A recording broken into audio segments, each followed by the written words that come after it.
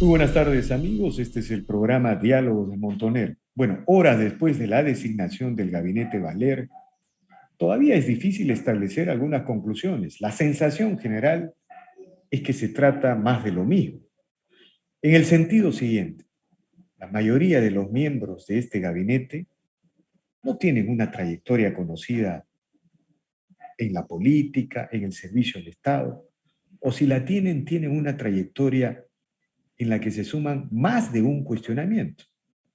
En el caso del presidente del Consejo de Ministros, por ejemplo, se acaban de conocer denuncias de maltratos femeninos vinculados a la familia.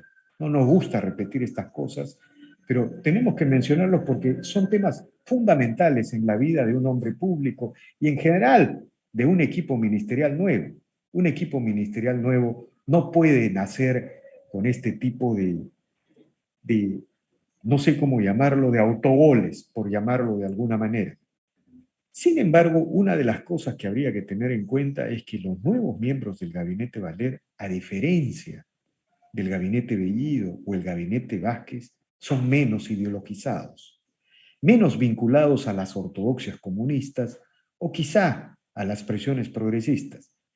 ¿Eso es importante? Podría ser porque en el caso, por ejemplo, de un sector como energía y minas, una persona no ideologizada, frente al desconocimiento del sector, lo primero que hace es llamar a la gente más capaz.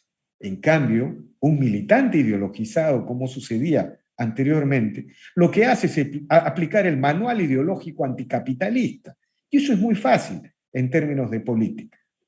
Un elemento más que quisiéramos mencionar es que el actual ministro de Economía, el señor Graham, es un hombre de larga trayectoria en el Estado, 30 años de servicio en el Ministerio de Economía, en el Banco Central de Reserva, y de alguna manera representa un cambio diferente con respecto a la visión ideologizada del exministro Franklin, que buscaba hacer caja pese a que el Estado estaba recibiendo mayores recursos por los precios de los minerales, por los pagos adelantados de obligaciones en disputa judicial de algunas empresas. A pesar de que el Estado recibía más de 8.500 millones de dólares, el señor Franklin quería hacer una reforma tributaria para aumentar impuestos a ciudadanos y empresas y sobre todo a la minería, quitándole competitividad. Hay ahí un cambio, pero todo está por verse en este gabinete. Los cuestionamientos van surgiendo uno tras otro y, como se dice, ver para creer, para no llegar a la conclusión de que esto pueda ser algo más de lo mismo. Para hablar de estos temas y de la reciente acusación constitucional que han presentado algunos ciudadanos encabezados por Lourdes Flores, por Francisco Tudela, por Fernán Altuve y otras personas en el Congreso, a través del Congreso, hemos convocado el día de hoy a Lourdes Flores, ex candidata presidencial y lideresa del socialcristianismo. Buenas tardes, señora Flores. Gracias por el diálogo. Muchas gracias. Encantada de estar, con mucho gusto. Bueno, ¿cuál es su descripción del gabinete Valer? ¿Estamos ante más de lo mismo? A ver, primero no podemos perder nunca de vista la crisis previa y el balance de posiciones que ha tenido. Claramente, los sectores caviares han hecho cuestión de Estado por la salida del señor Guillén. A ellos se han sumado la primera ministra, presumo que Franque, ya ahí no sé pues si ha sido una decisión de sacar a Franque y a la ministra de Annely Durán, que era ministra de la Mujer, ¿no? Pero en todo caso hay una suerte de recomposición ahí, aunque una persona como César Landa identifica ese sector. Lo penoso de todo esto es, mi respuesta sería, sí siento que es más de lo mismo en el sentido que, primero se pone un primer ministro, no solo sin pergaminos, cuestionado, pero duramente cuestionado de cosas que pintan de cuerpo entero a una persona, los problemas familiares, el no pagar la renta, es decir, las cosas que se han dicho esta mañana respecto a este señor son absolutamente penosas. Ese no puede ser el inicio de un tercer gabinete en 6 meses que tendría que producir cambios, ¿verdad? Efectivamente. Luego, sí destaco lo que has señalado hace un instante, por ejemplo, en relación al ministro de Economía, que pareciera ser un hombre, un burócrata o un tecnócrata del sector. Enhorabuena, vamos a verlo, vamos a ver cómo actúa y qué margen de acción tiene. Pero claro, juramento a un ministro anunciando que jura por la nueva Constitución. El señor Ceballos reitera su juramento indicando por los cambios constitucionales que tienen que venir. Entonces, no parece haber un refresco genuino en este gabinete, sino nuevamente recurrir a personas cuestionadas con un esquema que sigue en marcha y que no se detiene. Finalmente, el ministro del Interior también es una persona que nace con cuestionamientos y no lo veo deshaciendo cosas como la penetración a través del Movadef de las prefecturas. En resumen, veo con mucha preocupación este gabinete y me temo que la reacción parlamentaria va a ser dura frente a él. Claro, y de alguna manera volvemos a estas tensiones que hubo, sobre todo con respecto al gabinete Bellido, ¿no? Claro, por supuesto. El que el Congreso, la mayoría del Congreso, discutía si debía dar confianza o no al gabinete Bellido. Y al final le otorgó la confianza a sabiendas de que era un mal gabinete compuesto de ministros cuestionados por esta relación entre ejecutivo y legislativo con respecto a las dos negativas de confianza que posibilitan la disolución del Congreso de parte del Ejecutivo. De una u otra manera, pareciera que volvemos a este momento, sobre todo por la figura del primer ministro, ¿no? Es lamentable, como usted señala, por el tipo de cuestionamientos que acumula. Claro, y porque es una figura además que muestra esta sinuosidad de conducta política, ¿no? Uno no puede tener, pues, en X años de vida una cantidad de pasos por todas las tendencias políticas contradictorias, etc. Pero el tema de la situación política del país a 6 meses, hicimos un análisis al final del año pasado, pero a 6 meses de su iniciación, vuelve a mostrarse como una situación tremendamente crítica. Y en efecto hay que mirar el panorama. En el panorama se advierte un gobernante absolutamente cuestionado, incapaz de mostrar una condición mínima de conducción del Estado y, por lo tanto, respecto de él, una enorme debilidad.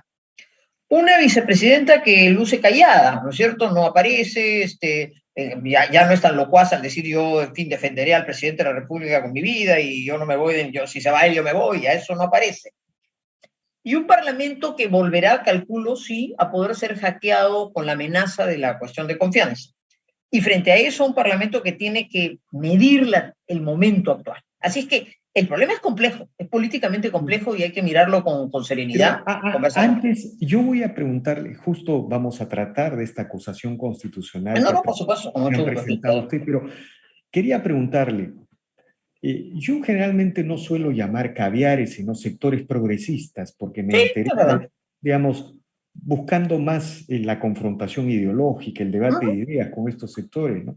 Pero usted se podría afirmar que el fracaso de estos dos gabinetes hasta el día de hoy, y en general la sensación de fracaso de la administración Castillo después de 6 meses de gobierno, es el fracaso de las izquierdas en general en el Perú, de las izquierdas comunistas, de las izquierdas progresistas, porque han habido algunas opiniones que dicen que ahora este gabinete es de la centro derecha, y bueno, se está construyendo un nuevo relato sobre el fracaso de esta especie de moribundo agonizante, de este moribundo, ser agonizante que es la administración Castillo.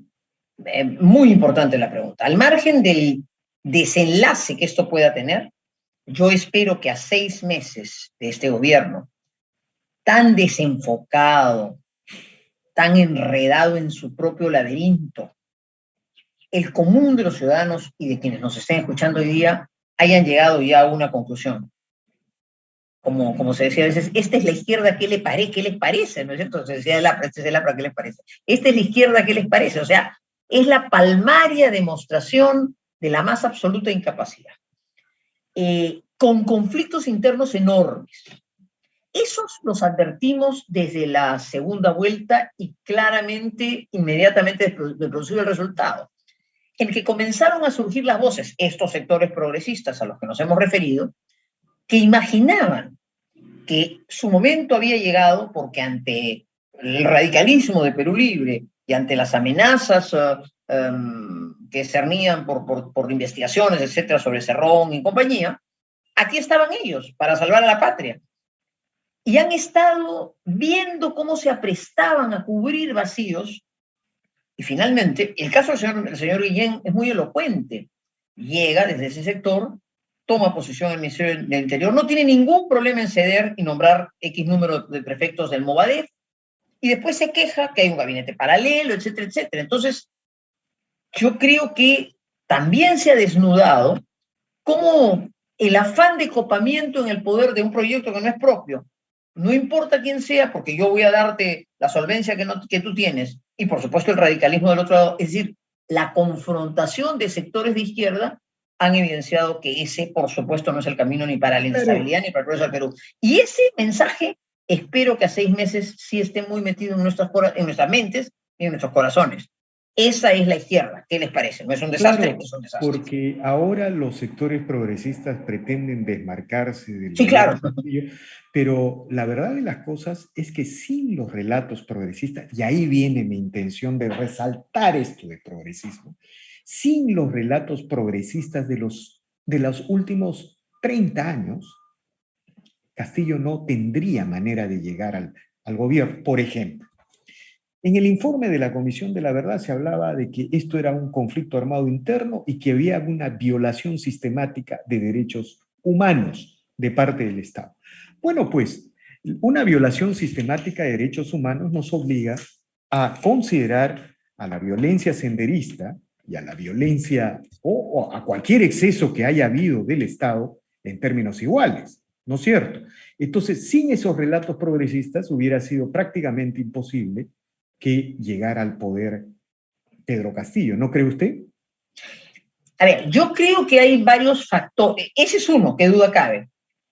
El otro también es una sensación de frustración también alentada con un discurso previo, todo el gobierno de Vizcarra y continuó en el gobierno de Sagasti, sobre la incapacidad de los políticos, el fracaso de la política tradicional, o sea, la reedición de ese discurso, eso genera pues en el ciudadano común y corriente que no tiene una formación política ante una crisis sanitaria, ante ver morir a la gente, ante ver que el Estado no funciona, y simultáneamente ver que hay un grupo humano, los políticos, culpables de todo esto, bueno, hay una apuesta al vacío. A ver si este buen hombre, que no se sabe quién es, nos cambia, ¿no? Yo entiendo eso, ¿cómo no lo voy a entender?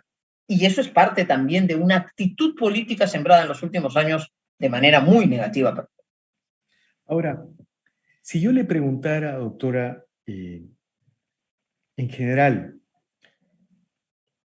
¿cuál es la causa del fracaso de la administración Castillo, ¿no?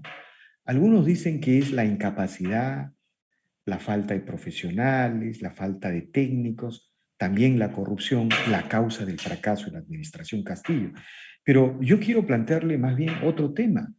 Yo considero que esos son elementos del fracaso, que explican el fracaso del gobierno de Castillo. Pero en realidad, el origen del fracaso del gobierno de Castillo es que no puede implementar su proyecto. Eso. Miren, hablan de constituyente y en realidad todo el gobierno, lo hemos visto en en las declaraciones CNN, está orientado a eso. Los hombres que se convocan tienen que ver con la constituyente. Se hablan de nacionalizar el gas y no se puede nacionalizar el gas. Se habla de segunda reforma agraria en un primer momento con la clara intención de investir contra los supuestos latifundios de la agroexportación. Se les dice que la agroexportación solo ocupa el 5% de las tierras agrícolas, no hay nada que expropiar y bueno, tampoco pueden implementar su idea de segunda reforma agraria. Y así sucesivamente. No pueden hacer su proyecto y ese es el origen de esta sensación de fracaso. ¿No cree usted que algo de eso está pasando? A ver, sí, pero matizaría lo siguiente. Efectivamente, el que lo conversamos en una anterior oportunidad, el plan maximalista que incluye todo esto que se dice, no lo pueden realizar. Primero, por su propia incapacidad, por la inviabilidad de lo que proponen, y luego por una cierta resistencia ciudadana y social que no es menos relevante, que se ha dado, pero esencialmente creo que es su incapacidad. Sin embargo, no perdamos de vista que sí han logrado algunos objetivos, quizás menos utilitarios. Ejemplo, el reconocimiento del sindicato magisterial y lo que eso puede significar en la penetración en la educación. La presencia de los prefectos del Movadef y lo que eso significa en la presencia y dominio sobre el territorio. Hoy en una reunión una persona comentaba que reunidos los prefectos, me parece que este fin de semana en Huampaní o en Chosica, en algún sitio fuera cerca de Lima, habían manifestado que su poder, ungidos, dotados del poder de ser el representante del presidente de la República, debían hacer sentir a las autoridades municipales, regionales, pero también al juez, al comisario, etcétera, que ellos eran el poder local, el verdadero poder local. O sea, una tesis francesa, ¿no es cierto? Los comisarios de los soviets. Usted está los comisarios de los soviets, ¿no es cierto? Magnificados. Es decir, uno no sabe si todo eso, pero ahí hay mentes ideologizadas.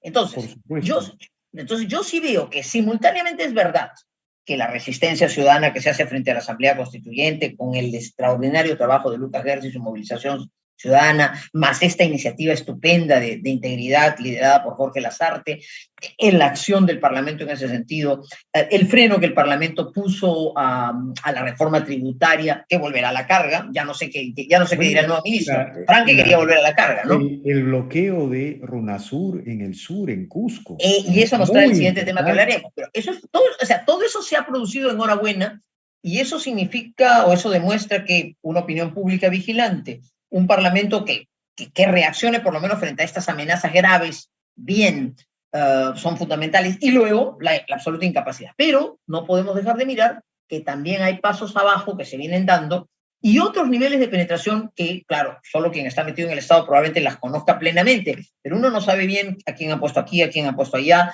qué obras se están dando, qué proveedores están actuando. Si queremos hablar de ese tema, hay la reconstrucción de nuevos cárteles, ¿no es cierto? Ya no son probablemente 2 o 3 grandes empresas distribuidoras de alimentos, pero ¿cuántos proveedores de Caliwarma han sido sacados, por ejemplo? Por poner un caso, ¿cuántos han sido eliminados? Entonces el núcleo de proveedores va restringiéndose con una bolsa que es importante. Sí, ya son los actos menores, pero no menos relevantes, de una penetración en el Estado. Eso hay que todavía mirarlo con mucha fuerza, y eso es un riesgo sin duda para el futuro, para el presente y para el futuro.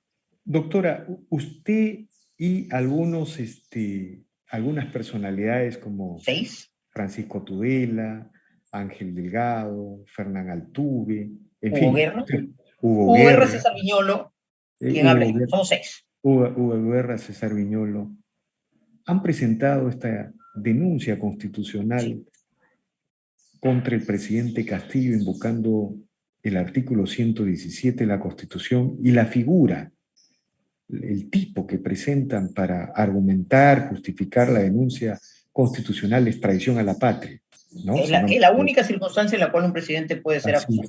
Así es. Entonces, ¿en qué fundamentan esta acusación que han presentado ante el Congreso?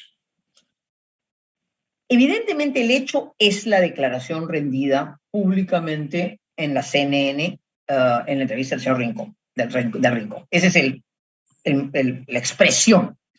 Sin embargo, nosotros decimos dos cosas que me parecen relevantes. Una primera es que una cosa es que yo en esta entrevista manifestara mi opinión, criticable, aceptable, pero es la opinión de una ciudadana.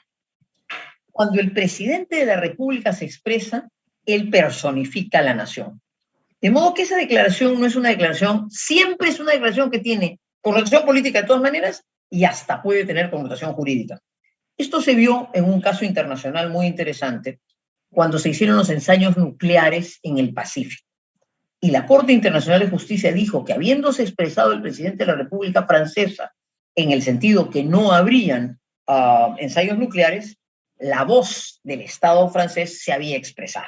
Esto para resaltar el hecho que el presidente no puede declarar cualquier cosa, porque el tipo penal habla de cualquier acto y el Código de Justicia Militar habla de cualquier manifestación. Entonces es muy serio. Pero voy a algo más que tiene que ver con nuestras respuestas o con nuestro análisis anterior. Él dice además que la vía que quiere usar para esta idea, vamos a decir, este propósito que podría tener en beneficio del pueblo boliviano, que está en su derecho de reclamarlo, es la consulta al pueblo. Si esto se quedara en una idea, uno diría, bueno, no está pues todavía en el ámbito de lo que puede ser perseguible o punible. Pero cuando ocurre que esa consulta, por lo menos desde el lado oficialista, está en marcha, y se pretende llevar adelante una asamblea constituyente saltando al Congreso. Y cuando el presidente de la República anuncia que frente a la ley del Congreso que acota, cumpliendo la Constitución, cuáles son los alcances, no señor, yo voy a cuestionar esa ley y voy al Tribunal Constitucional. Y cuando ayer un ministro de Estado juramenta por la nueva Constitución, y cuando se mira atrás las declaraciones de Puebla y otras manifestaciones y se ve que ese fue el proceso en Venezuela, que ese fue el proceso en Bolivia, que se está haciendo el proceso en Chile, donde se alude a los estados plurinacionales, entonces uno dice, cuidado, no basta que el señor ex canciller salga y diga que nunca pensó en su vida, o que el señor salga y se flagele y diga yo no quise. No, no, no, señor. Usted ha puesto en marcha el mecanismo que anunció con su declaración. Y ese modelo ya se siguió en Venezuela, en Ecuador, en Bolivia, en Chile, y quieren traerlo al Perú. Por lo tanto, el análisis a profundidad de RUNASUR, de la noción de Estado plurinacional, de las declaraciones que anteceden, y el camino en marcha de la Asamblea Constituyente es una bomba atómica que está todavía ahí, prendida, y que podría en cualquier momento denotar. Y eso sumado a la declaración explícita del presidente, a la voluntad de cesión de soberanía territorial, por supuesto, podría organizar esta figura del 117. Con lo cual ya no estamos solamente ante una declaración en el aire, que de hecho es relevante porque se trata del jefe de Estado, sino un mecanismo que está caminando. Porque, amigos, la Constitución del 93 hoy día nos protege. Efectivamente, el artículo 32 es clarísimo. No se puede someter a referéndum los tratados. Y el artículo 54 dice con toda claridad que el territorio es inalienable, no se puede tocar. Sí, pero si yo tengo en marcha un proceso que quiero cambiar la Constitución, elimino eso. Entonces, no es tan naif como que, ay, no, cómo se le malinterprete lo que quiso decir. No, no, no. Él pudo en ese instante decirle, señor, ¿cómo se le ocurre pensar que yo voy a pensar en alguna sesión soberana? Hubo una repregunta y una confirmación. Y al contrario. ¿Y por qué? Y lo riesgoso de la situación es porque este es un modus operandi que en América Latina se está dando, y en consecuencia, también poniendo las cosas con su debida mesura y tranquilidad. 6 ciudadanos, que somos 6 ciudadanos independientes, hemos presentado una acusación. Ahora la comisión... Para un poco repetir, el nombre de los ciudadanos es Hugo Guerra, Ángel Delgado, Lourdes Flores, Francisco Tudela, Fernán Altuve y César Viñol. Entonces, pero ¿qué es lo que corresponde ahora? Creemos que hay hechos relevantes de interés nacional, nos sentimos como peruanos agraviados porque en realidad lo normal ahora, es que la acusación... Y la rectificación del presidente Castillo no es suficiente, consideran ustedes. En mi concepto no, por la razón que he indicado, porque él ha anunciado además una vía, un camino, y ese camino está en marcha. Es decir, y si uno mira los antecedentes latinoamericanos, se da cuenta que una asamblea constituyente que hemos puesto mucho foco y atención en los temas económicos, desde luego fundamentales, pero cuidado que lo que esa refundación constitucional quiera es la concepción del Perú como Estado plurinacional, que es la fragmentación del Estado-nación, y un mecanismo de flexibilización, ¿no es cierto?, de la soberanía de los países, y eso está dicho en los discursos de Puebla y demás. Ahora, pregunta, lideresa del socialcristianismo, casi le digo congresista, en fin. Ex, parte de mis ex. Doctora Flores Nano, ¿y qué pasa si esta iniciativa prospera? Es decir, si el presidente Castillo es constitucionalmente acusado. Muy bien. Entiendo la pregunta porque para quienes sentimos que es el régimen el que está en cuestión, por supuesto el jefe de Estado, pero el régimen en general, eso incluye a la vicepresidenta. ¿Por qué incluye a la vicepresidenta? ¿Por qué incluye? O sea, la acusación... No. La acusación tiene una persona, es el presidente Castillo. Bueno, eso tiene que terminar en una eventual destitución, ¿no es cierto? Podría terminar en una eventual destitución. ¿Y la señora Dina Boluarte asumiría el poder en estas condiciones? Ahí viene entonces el tema. Eso tiene que seguir su propio curso. Entiendo que también al interior del Congreso y fuera de él ya hay algunas voces preocupadas por poner finalmente también sobre el tapete la irregular asunción al poder de la señora Boluarte, y me imagino que eso podrá también tener su curso. En otras palabras, sin querer forzar un mecanismo de carácter estrictamente constitucional y sin salirnos una vez más del marco constitucional, el Congreso de la República, decía hace un instante, los parlamentarios tienen la obligación de medir, de analizar globalmente la situación. Yo creo que lo que está en cuestión es el régimen.